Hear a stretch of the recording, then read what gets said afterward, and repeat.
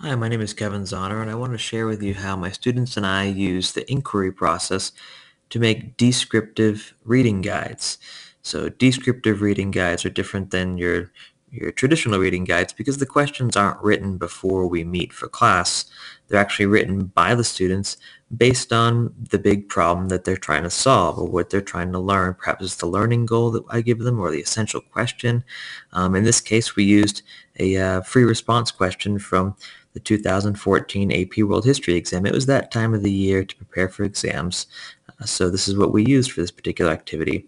It's important to note that I chose a text that will work for this. So you need to make sure that the text that you use, that they're going to be reading, works well with the big idea. Not that we wouldn't do that, but it wouldn't work otherwise, obviously. So in this case, they wrote 3 questions each on 3 separate slips of paper. I collected them in baskets, and I collected about 9 to 12 questions for each basket and then redistributed the baskets to groups of 3 or 4. So students were using different questions than what they wrote. They had to look at other questions to kind of expand their cooperative learning possibilities.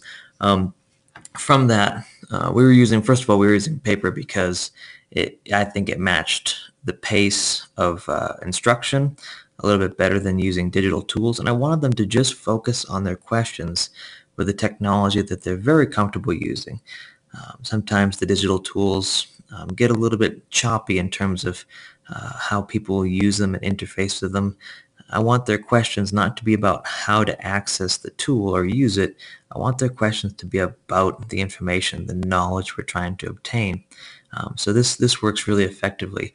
I give the baskets full of 9 to 12, as I said, questions back to just random groups, and they select 3 questions to submit on a Google form. Now they can rewrite these questions. They don't have to be perfect. This is, there aren't like rigid rules to this. It's all just guidelines.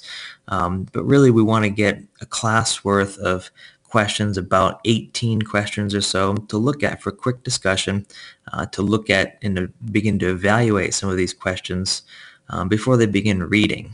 Now, when they're reading, they have access to these questions as they read the selected text. In this case, I chose this kind of broad overview that fit the time period of the question that we started with, that started the inquiry process. From there, I have them post, in this case, a continuity and a change. And the continuity was written in white, and the change was written in this yellow goldenrod paper. We tacked it to the board and didn't use digital technology because, once again, I just wanted to use something that was simple and something that we could all see and, just be at the pace of instruction. We didn't need to manage a whole volume of responses, but back with the using Google Forms, I wanted to be able to collect all those responses for this sheet really quickly. I didn't want to have to, retype it all. That wouldn't make sense, right? So we're selecting our digital and our non-digital technology very specifically. In the end, we were able to choose from the board our final product, which stayed on the wall all year, the continuities and changes to use to write. Now from that, we went back to, this was a separate class where we did this part. We went back and looked at this regionally. So each group had a different region. We're looking at East Asia, the Ming, Qing, and Tokugawa. Other regions included Europe and Africa and the Americas. But in this case, students were given a separate theme like economy or government, perhaps gender issues. And they were just researching through our resources, whether on Google or our textbooks, that whatever they're most comfortable using, they would research and add notes to this class Google Doc. So I used one Google Doc for the whole class so that everyone could access all the information from all the groups immediately. But we used tables to give everyone their own space to type. Now, each group was preparing this so that individuals could then go through, I think, about 5 or 6 different regions in this case, to go through and practice writing continuity and change over time thesis statements using the information. So I gave them all the facts because I wanted them to focus on kind of the mechanics of the writing, all the essential parts of the writing. And so this was an actual activity that we did where we started with the inquiry process, asking questions. Those questions guided their reading. Their reading guided their general continuities and changes, or the things that they wanted to look more deeply at.